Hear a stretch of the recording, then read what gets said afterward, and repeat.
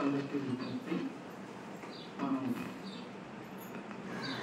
ఎవరి నిమిత్తంగా ఈ కార్యక్రమాన్ని ఏర్పాటు చేస్తున్నామో వారిని అందరూ కూడా మనసులో భావిస్తూ ఈ విధంగా ఉపకారాలు ఇచ్చినట్టండి.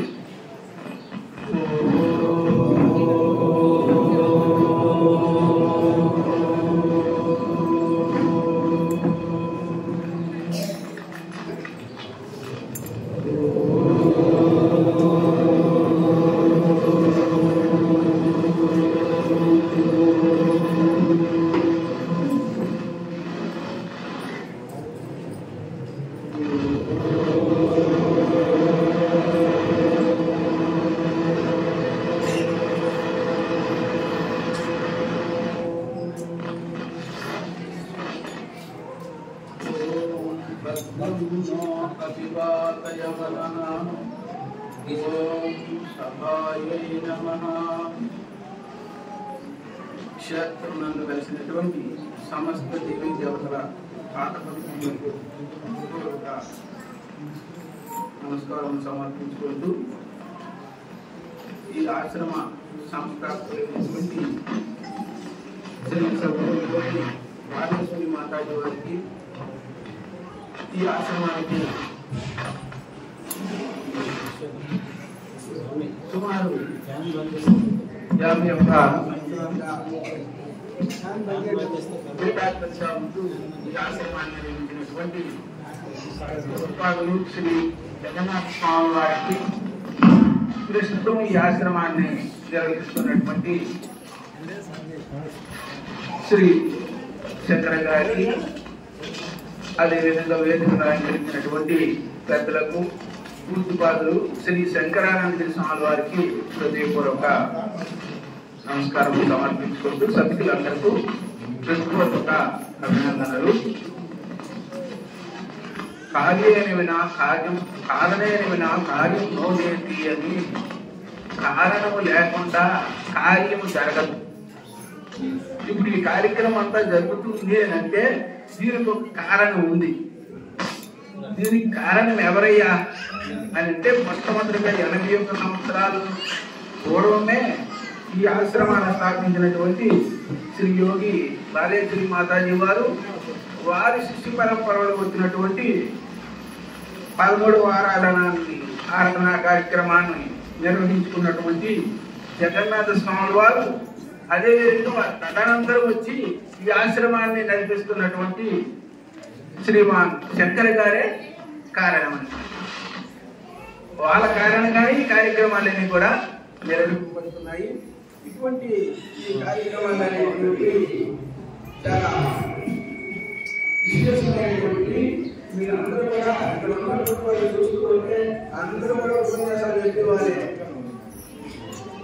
ఎవరు ఉపన్యాసం చెప్పడం లేరు, అందరూ ఉపన్యాసం చెప్పేవారే. ఎందుకంటే నేను చూస్తూ ఉంటాను కదా, మా ఆశ్రమ కార్యక్రమం ఇచ్చుకుంటాను, మా ఆశ్రమ కార్యక్రమాన్ని కలుస్తూ ఉంటారు కదా, అప్పుడు ఎవరు కనిపించినా అందరూ ఉపన్యాసాలు చెప్పగలిగినటువంటి వారే. కానీ ఉపన్యాసం మన ఆధీనంలో ఉంటుంది, కానీ ఒకటి మన ఆధీనంలో ఉండదు. ఏమిటి? ఆ సమయం మన ఆధీనంలో ఉండదు.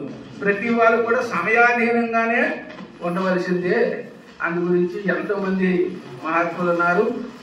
వీరందరూ కూడా ఇప్పుడు ఉపన్యాసం సమయం కాదు. ఎందుకు అంటే ఇప్పుడే సుమారు 1 గంట దగ్గర అవుతుంది, 12:30 అయిపోతుంది. ఇంకా చాలా మంది ఉన్నారు. అయితే ముఖ్యంగా మనము ఎన్ని ఉపన్యాసాలు విన్నా, ఏం చేసినప్పటికీ కూడా మన అంతఃకరణ శుద్ధం చేసుకోవాలి. ఆధ్యాత్మిక మార్గంలో మొట్టమొదటిది ఏంటయ్యా అంటే, మొట్టమొదటి మెట్టు అంతఃకరణ శుద్ధం కావాలి, మన మనసు శుద్ధం కావాలి. ఎందుకు అంటే ఆధ్యాత్మికం అంతా కూడా దేనిపైన ఆధారపడి ఉంది? మన మనసుపైనే ఆధారపడి ఉంది అన్నమాట. మనం యజ్ఞాలు, దానాలు, ధర్మాలు చేస్తే పుణ్యం వస్తుంది. కానీ ఆధ్యాత్మికంలో ఉన్నత పొందాలి అని అంటే మన మనసును, అంతఃకరణాన్ని మనము శుద్ధం చేసుకోవాలి. ఎప్పుడైతే అంతఃకరణాన్ని శుద్ధం చేసుకున్నామో అప్పుడు మనకు యథార్థమైనటువంటిది తెలియబడుతుంది. మనం ఎన్ని విద్యలు నేర్చుకున్నప్పటికీ కూడా అన్ని విద్య పరిజ్ఞానం అవశ్యం నస్వరం భవే. బ్రహ్మ విద్యా పరిజ్ఞానం బ్రహ్మ ప్రాప్తి కరం రుణాం అని. అన్ని విద్యా పరిజ్ఞానం, అన్ని విద్య పరిజ్ఞానం అని అంటే బ్రహ్మ విద్య తప్ప తక్కినటువంటి విద్యల యొక్క పరిజ్ఞానం అంతా కూడా నశ్వరం భవేత్, అది ఎప్పుడైనా సరే నశిస్తుందంట. ఎట్లాగా ఒక ఆయన 30 సంవత్సరాలు కష్టపడి ఎంబీబీఎస్ డాక్టర్ అయినాడండి.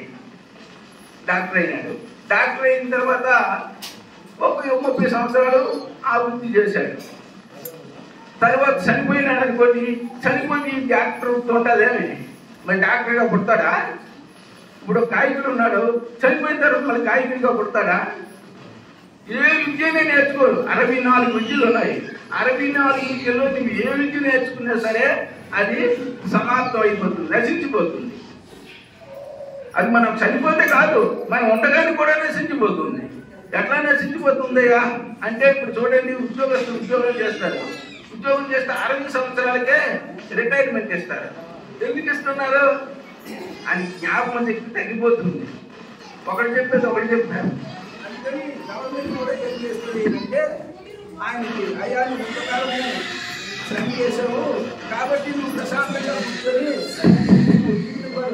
పెన్షన్ ఇస్తుంది. తెలుగు అవి మర్చిపోతాం, సామాన్యంగా మర్చిపోతాం అనమాట. అందుగురించి ఎన్ని విద్యలు నేర్చుకున్నప్పుడు కూడా ఇవన్నీ కూడా నశించేటటువంటి, నశించినటువంటి ఒక విద్య ఒకటి ఉందయ్యా. అన్ని విద్యా పరిజ్ఞానం నశ్వరం భవేత్, బ్రహ్మ విద్యా పరిజ్ఞానం బ్రహ్మ ప్రాప్తి కరం నృణామని. బ్రహ్మ విద్యా పరిజ్ఞానం ఏం చేస్తుంది? బ్రహ్మ ప్రాప్తిని కలిగిస్తుంది. మరి బ్రహ్మ ప్రాప్తిని కలిగిస్తూ బ్రహ్మ నశించగా? బ్రహ్మ నశించదు, అది శాశ్వతమైనటువంటిది, నిత్యమైనటువంటిది. అందు గురించి ఆ విద్య నేర్చుకోవడానికి ఇదంతా కూడా ఫౌండేషన్ అన్నమాట. అందుకని ఈ విద్య నేర్చుకున్నట్లయితే తప్పకుండా మనకు ఆత్మజ్ఞానం అనేటువంటి కలుగుతుంది. అందుకనే ఈ విజ్ఞానం అనేటువంటిది కూడా ఎప్పుడైనా నశించిపోతుంది, ఆత్మవిద్య మాత్రం నశించదయ్యా. ఆ ఆత్మవిద్య కొరకనే మనం ఈ ఆధ్యాత్మిక మార్గంలోకి రావడము. అసలు మానవ జన్మ వచ్చింది కూడా దాని కొరకే, కేవలం బ్రతకడానికి కొరకు కాదు. బ్రతకడానికి కొరకైతే ఈ 84 లక్షల జీవరాశులు ఉన్నాయి. ఏ జీవిగానైనా సరే మనము పిల్లలందరూ గొడవ చేయకుండా చూడండి, ఎన్ని 84 లక్షల జీవరాశులు కూడా పుడుతూ ఉన్నాయి, బ్రతుకుతున్నాయి, సస్తూ ఉన్నాయి. మనం కూడా అందులో ఒకరమే అవుతాం. మరి మానవ జన్మ శ్రేష్టం ఏమిటయ్యా? జ్ఞానం లేకపోయినట్లయితే మానవుడు కూడా పశువుతో సమానం అవుతాడు. ఆహార నిద్ర భయమైదు నిద్ర సామాన్యమేత పశుభిన్నరాణం జ్ఞానం జిద్దేశం అధికో విశేష జ్ఞానేన పశుభి సమాన అని. ఆ జ్ఞానం కానీ లేకపోయినట్లయితే ఆ పిల్లవాళ్ళందరూ కూడా ఏడకుండా చూడండి, తీసుకుపోయినామా. అందు గురించి ఈ మానవ జన్మ వచ్చింది అంటే భగవత్ ప్రాప్తి పొందడం వరకే మానవ జన్మ అనేటువంటి వచ్చింది. దాని గురించి మనం తీవ్రమైనటువంటి ప్రయత్నం చేయాలి. ఆ ప్రయత్నంలో దానికి ఆధారమైనటువంటి అంతఃకరణం మనసు శుద్ధంగా ఉండాలంటే, మనసు శుద్ధంగా లేకపోయినట్లయితే మనం ఎన్ని పూజలు చేయండి, ఎన్ని జపాలు చేయండి, ఎన్ని ధ్యానాలు చేయండి, గానాలన్నీ కూడా సత్ఫలాన్ని ఇవ్వవు. అందు గురించి మన అంతఃకరణం శుద్ధం చేసుకోవాలి. ఉన్నది ఉన్నట్టుగా, ఎందుకు అంటే మన అంతఃకరణ ఉన్నది ఉన్నట్టుగా చెప్తుంది. ప్రతి ఒక్క అంతఃకరణ ఉన్నది ఉన్నట్టుగా చెప్తుంది. కానీ అక్కడ ఏదైనా ఒక స్వార్థం ఉన్నదంటే అప్పుడు వీడేం చేస్తాడంటే దాన్ని బంధించేస్తాడు, బంధించి స్వార్థం వైపు చూపేస్తాడనమాట. అందు గురించి ప్రతి వారికి ఎవరు చెప్పక్కర్లేదు, వాళ్ళ అంతఃకరణే చెప్తుంది. ఇప్పుడు చూడండి, ఒక ఆయన దొంగతనం చేస్తున్నాడు, వాడు దొంగతనం చేయడం మంచిదా చెడుదా అని కానీ వాడు ఆలోచిస్తే వాడి అంతఃకరణ వెంటనే చెప్తుంది అది తప్పు పని అని చెప్తుంది. అది కానీ ఏదో ఒక స్వార్థం చేతను దాన్ని అతిక్రమించి మానవుడి అనర్థమైనటువంటి పనులన్నీ కూడా చేస్తూ ఉంటాడు. అందు గురించి మన అంతఃకరణ శుద్ధంగా ఉంచుకొని ప్రశాంతంగా మనకు శాంతి సుఖం ఎక్కడ వస్తుందయ్యా అంటే ఎక్కడో రాదు, మన అంతఃకరణలోనే వస్తుంది అనమాట. అందు గురించి ఆ విషయాలన్నీ తెలుసుకోవాలి అంటే దానికి ఏం చేయాలి? అన్ని విద్యా పరిజ్ఞానం అవశ్యమని అశ్వరం భవేత్, బ్రహ్మ విద్యా పరిజ్ఞానం. అందు గురించి బ్రహ్మ విద్య యొక్క పరిజ్ఞానం ఉండాలి. బ్రహ్మ విద్యా పరిజ్ఞానం అంటే బ్రహ్మం ఎక్కడో ఉన్నది మనం ఎట్లా తెలుసుకోగలము అని అనుకుంటాము. నిత్య బ్రహ్మం అని చెప్పడమే వేదాంతం. బ్రహ్మం వేరే లేదయ్యా, అదే నువ్వు. అని చెప్పడమే వేదాంతం అనమాట. దాని గురించే ఈ కార్యక్రమాలన్నీ కూడా చేయాలి. ఇవన్నీ చేస్తే ఏమవుతుంది? అంతఃకరణ శుద్ధం అవుతుంది. మన కర్మాని చిత్తశుద్ధ్యార్థం కర్మలన్నీ చేయాలండి. జపము, పారాయణ, యజ్ఞాలు, యాగాలు ఇవన్నీ చేయాలి. ఇవన్నీ చేస్తే ఏమవుతుంది? అంతఃకరణ శుద్ధం అవుతుంది. ఎప్పుడైతే అంతఃకరణ శుద్ధమైందో ఆ అంతఃకరణ శుద్ధమైనప్పుడు అంతఃకరణలో ఉన్నటువంటి మలినం అంతా పోతుంది. దాన్నే మలదోషం అంటారనమాట. ఎప్పుడైతే అంతఃకరణ శుద్ధమైందో తరువాత భగవత్ ప్రాప్తి అవుతుందా అంటే ఆ మలదోషం పోయినసరికి విక్షేప దోషం అని ఉంటుంది. విక్షేపం అంటే మనము ఈరోజు జపం చేయాలని కూర్చున్నామండి. కూర్చుంటే మనకి ఏమి అన్ని పనులు వదిలిపెట్టి కూర్చున్నాం, దాని మనసు మాత్రం ఎక్కడెక్కడికో పోతుంది. ఎందుకు పోతుంది? కారణం ఏమిటి అంటే విక్షేపం అనేటువంటి దోషం ఉందన్నమాట. ఆ దోషం చేత ఏం అవసరం లేదు, అందరికి వినిపిస్తుంది, మీరందరూ శ్రద్ధగా వినండి. ఆ మనసు పోతుంది. ఎందుకు పోతుందయ్యా అంటే ఆ విక్షేపం అనేటువంటి దోషం ఉందన్నమాట. ఆ దోషం చేత పోతుంది. అందుకని భగవంతుడిని అన్వయంగా భక్తితోటి ఆరాధించినట్లయితే ఆ విక్షేపం అనేటువంటి దోషం పోతుంది. ఆ విక్షేపం అనేటువంటి దోషం ఎప్పుడైతే పోయిందో అప్పుడు ఆవరణ అనేటువంటి దోషం ఉంటుంది. ఆవరణ అంటే అజ్ఞానం. ఆ అజ్ఞానం అనేటువంటి దోషం పోవాలంటే ఈ విధంగా మహాత్ముల ద్వారా, గురువుల ద్వారా శాస్త్ర విచారణ చేయాలి. చేస్తే ఆ జ్ఞానం అనేటువంటిది పోతుంది. అటువంటి గురువులకు, గురు పరంపరలో వచ్చినటువంటి వారు శ్రీ జగన్నాథ స్వామి వారు. ఆ జగన్నాథ స్వామి వారి యొక్క కృషి వలనే ఇంతమంది 10 గురువులో ఇంతమంది మంది రావడం వేరే, అందరూ కూడా తెలిసినటువంటి వాళ్ళందరూ కూడా రావడం అనేది ఇంకా విశేషం అన్నమాట. అందరూ కూడా తెలిసినటువంటి వాళ్ళు, మంచి భక్తులు, మంచి ఉపన్యాసకులు, మంచి ఆధ్యాత్మిక పనులు రావడం అంటే ఆయన ఎందుకున్నటువంటి విశ్వాసం, శ్రద్ధ, భక్తే దీనికి కారణము.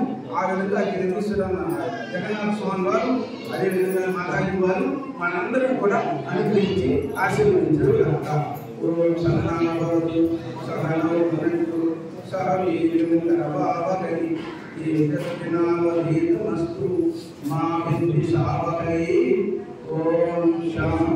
శాంతి శాంతి.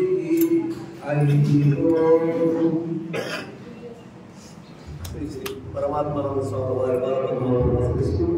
వారి చక్కటి దేశాలు మనసును నిశ్చలంగా ఉంచుకుంటే మనం ఆధ్యాత్మికంగా ఎదగలుగుతాం. అంటే మన శరీరము, అనుభవం, ఇంద్రియాలు దాని తర్వాత గొప్పది. ఆ ఇంద్రియాలకన్నా బుద్ధి గొప్పది, మనసు గొప్పది. మనసు కన్నా బుద్ధి గొప్పది.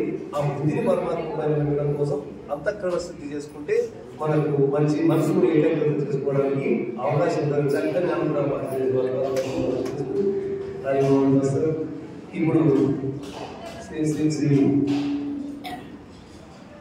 శంకరానంద స్వామి వారు మాట్లాడారు. వారు యాదగిరి గుట్టలో ఆశ్రమ ఉచిదాస ఆశ్రమంలో పీఠాధిపతిగా ఉంటారు. అట్లాగనే మహేశ్వరం గేట్ దగ్గర కూడా దత్తాత్రేయ ఆశ్రమం ఉంది. వారు 2 ఆశ్రమాలు నడుపుకుంటూ అన్ని ఆశ్రమాలను నావి అని భావిస్తూ స్వామీజీలందరికీ కూడా ముందుంటూ అనేక కార్యక్రమాలు చేస్తూ సన్యాసం నాకు ఇచ్చింది కూడా స్వామి. అట్లాగనే ఇంకా సన్యాసం ఇచ్చేది కూడా స్వామి ఇస్తుంటాడు. ఇట్లా అనేక కార్యక్రమాల్లో వారు పాల్గొంటుంటారు. వారు మన ఆశ్రమానికి చాలా చిరపరిచితులు. ఎప్పుడు మన ఆశ్రమం పైన ఒక అనుబంధం ఉంది. వారు అనుగ్రహ భాషణ చేస్తారని మనం